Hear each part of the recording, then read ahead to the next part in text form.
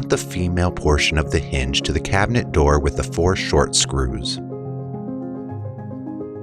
It may be easier to start the screws with your fingers before tightening them.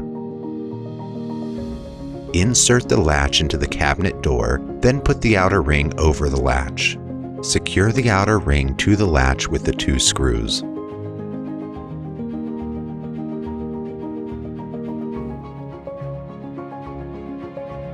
Mount the male portion of the hinge to the grill cart with the 4 long screws. Make sure they are aimed up.